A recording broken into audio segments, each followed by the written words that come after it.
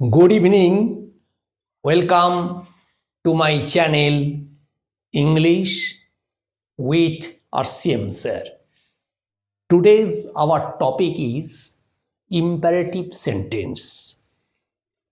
Imperative sentence means order, request, advice, such and such. So today we'll discuss about how to change imperative sentence. That is change of imperative sentences. তো imperative sentence মানে হলো বাংলায় যেটাকে বলা হয় অনুজ্ঞাসূচক বাক্য, যেখানে আদেশ, উপদেশ, অনুরোধ এগুলো থাকে, অর্থাৎ অর্ডার, রিকোয়েস্ট, অ্যাডভাইস, কমান্ড এগুলো থাকে। আর দ্বিতীয় যে লক্ষণ সেটা হচ্ছে এখানে সাবজেক্ট যেটা সেটা সাইলেন্ট থাকে। সাবজেক্টটা সাইলেন্ট থাকে, বুঝে নিতে হয় সাবজেক্ট বলতে কাকে বোঝানো হচ্ছে, ইউ বা অন্য কাউকে বোঝানো হচ্ছে কি না। তৃতীয়ত হলো ইম্পারেটিভ সেন্টেন্সের যখন শেষ হয়ে যাবে তখন একটা করে আমাদের কি বসছে, পাংচুয়েশন মার্ক বসছে, যেটা ফুল স্টপ।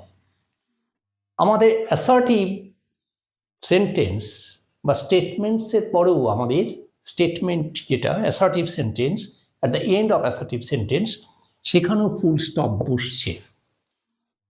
কিন্তু খুব লক্ষণীয় ব্যাপার যেটা সেটা হচ্ছে ইন্টারোগেটিভ যেটা সেন্টেন্স, অর্থাৎ কোশ্চেন্স যেখানে রয়েছে সেখানে কোশ্চেন মার্ক হচ্ছে। কোশ্চেন মার্ক মানে হলো নোট অফ ইন্টারোগেশন বা কোশ্চেন মার্ক, অর্থাৎ এরকম একটা চিহ্ন। এটা হচ্ছে একটা ছাতার বাট বা কাঠঠোকরা পাখির মতো। এই চিহ্নটা থাকলে অনেকে আমাকে জিজ্ঞেস করছে কি করে জানবো যেটা ইন্টারোগেটিভ সেন্টেন্স। তার উত্তর হলো সেন্টেন্সের শেষে at the end of sentence এরকম একটা চিহ্ন থাকবে, এরকম একটা সিম্বল থাকবে, যেটাকে বলা হচ্ছে ইন্টারোগেটিভ মার্ক বা কোয়েশ্চেন মার্ক। কিন্তু অ্যাসার্টিভ সেন্টেন্সে ফুল স্টপ থাকবে at the end of sentence, আর ইম্পারেটিভ সেন্টেন্সে সেরকম এখানেও ফুল স্টপ থাকবে at the end of sentence, কিন্তু সাবজেক্ট সাইলেন্ট থাকবে। এইভাবে এই তিনটে সেন্টেন্স আমরা চিনে নিতে পারবো। সিমিলারলি আজকে বলে দিই, এক্সক্লামেটরি যেটা সেন্টেন্স সেটা লাস্টে এক্সক্লামেশন মার্ক অর্থাৎ নোট অফ এক্সক্লামেশন থাকবে, এরকম একটা এক্সক্লামেশন মার্ক বলা হয় এটাকে। এই চিহ্নটা বা সিম্বলটা থাকবে, এখান থেকে বুঝে নিতে হবে এটা এক্সক্লামেটরি সেন্টেন্স। এইভাবে আমরা সেন্টেন্সগুলোকে খুব সহজেই চিনে নিতে পারবো বা আইডেন্টিফাই করতে পারবো। আজকে যেটা কথা যেটা সেটা হচ্ছে imperative sentence, how to change. In the imperative sentences, we use our to infinitive clause after a reporting verb. আমরা imperative sentence-এ এই টু ইনফিনিটিভ ব্যবহার করি, অর্থাৎ যেটা মেন ভার্ব বা বেস ফর্ম তার আগে টুটা আমরা ব্যবহার করি। অর্থাৎ in the imperative sentences use are to infinitive clause after a reporting verb. Reporting ভার্বের পরে, তো রিপোর্টিং ভার্বটা কোনটা? আমরা দেখছি প্রত্যেকটা সেন্টেন্সে বা প্রত্যেকটা স্পিচে দুটো করে পার্ট আছে, একটা হচ্ছে রিপোর্টিং ভার্ব এবং রিপোর্টেড স্পিচ। যেটা ফার্স্ট পার্ট সেটা হচ্ছে রিপোর্টিং ভার্ব, আর সেকেন্ড পার্টটা হচ্ছে রিপোর্টেড স্পিচ। তাহলে এই রিপোর্টিং ভার্ব যেটা ফার্স্ট পার্ট, তারপরে কি বসছে? তারপরে টু ইনফিনিটিভ যোগ হচ্ছে। কোন জায়গাতে? যেমন যদি কমান্ড থাকে, অর্ডার থাকে, রিকোয়েস্ট থাকে, অ্যাডভাইস থাকে, আস থাকে, বেগ থাকে, এটসেট্রা, সাচ অ্যান্ড সাচ, এই ধরনের। এবং ইম্পারেটিভ যে মুড, এখানে একটা মুড আছে গ্রামারের, সেই ইম্পারেটিভ মুডটা এখানে চেঞ্জ হয়ে যাচ্ছে ইনটু দ্য ইনফিনিটিভে।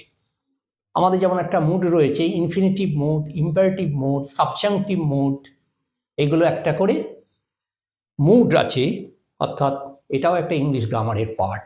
তা এখানে ইম্পারেটিভ যে মুডটা, সেই মুডটা চেঞ্জ হয়ে যাচ্ছে ইনফিনিটিভে।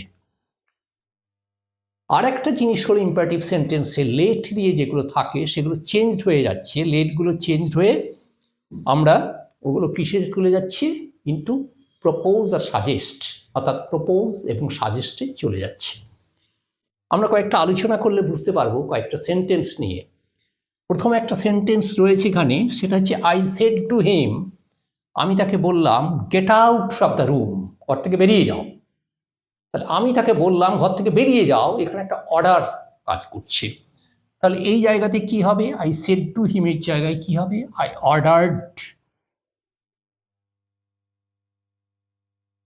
অর্ডার্ড হিম, সেড টু এর পরিবর্তে অর্ডার হলো, আই অর্ডার্ড হিম, তাকে অর্ডার করলাম, কি বললাম, to to get out of the room, ঘর থেকে বেরিয়ে যাও মানে ঘর থেকে বেরিয়ে যেতে। তাহলে two get out of the room, two get out of the room, ঘর থেকে বেরিয়ে যেতে।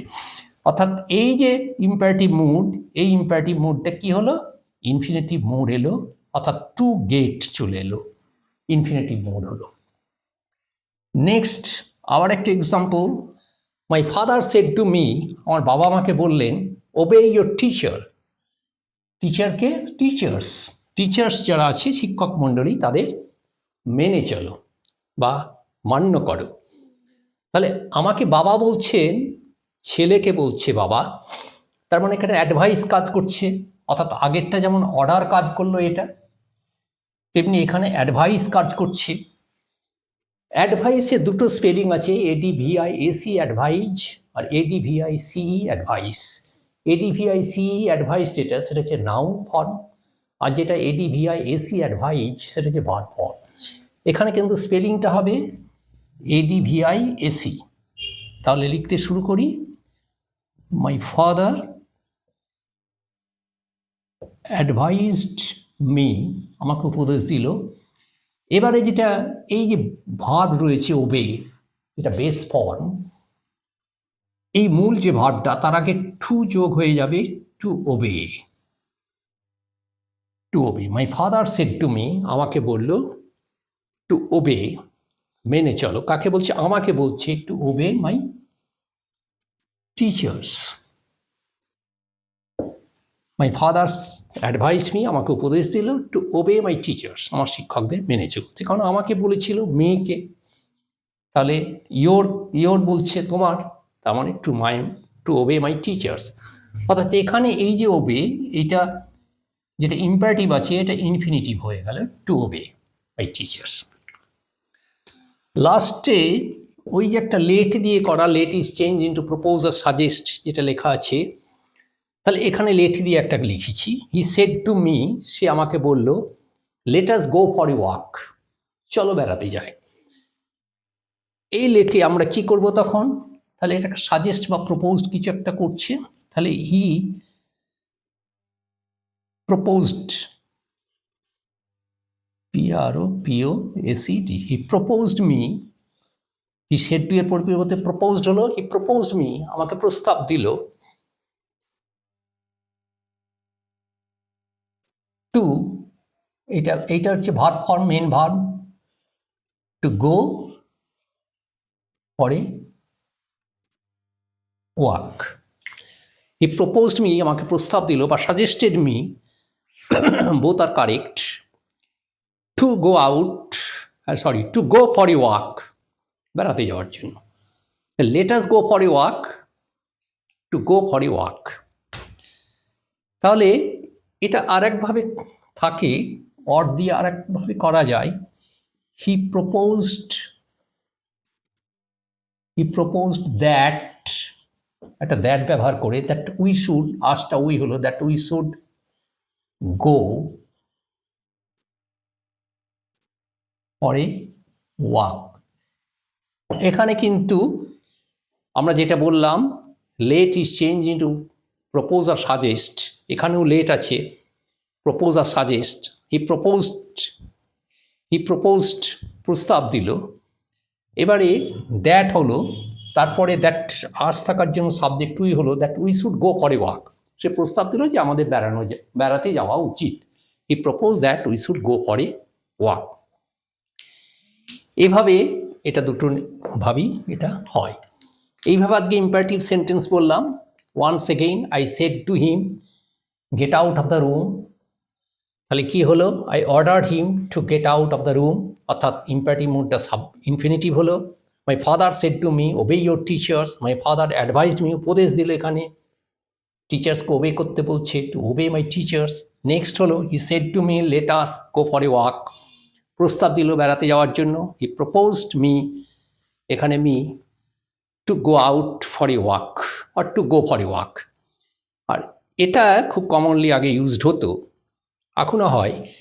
হি proposed that we should go for a walk, say propose করলো বা সাজেস্ট করলো that we should go for a walk, বেড়াতে যাওয়া উচিত। এবং এটাও হবে, এটা ইম্পারেটিভ থেকে ইনফিনিটিভ আনার জন্য এইভাবে করলাম, আর এটাও হবে, এটাও খুব কমনলি ইউজড। তাহলে এইভাবে আমরা তিনটে এক্সাম্পল দিয়ে আজকে দেখিয়ে দিলাম যে how to change speech from direct to indirect in the imperative sentences. Okay, so আরও এরকম এক্সাম্পলস আছে ইম্পারেটিভ সেন্টেন্স নিয়ে, আর নেগেটিভগুলো হলে কী রকম হবে এগুলো নিয়ে নেক্সট ডেতে আলোচনা করা যাবে। So that's the end of today's class, change of imperative sentences. So please subscribe, share and like my channel. See you again in the next day with new video. Goodbye.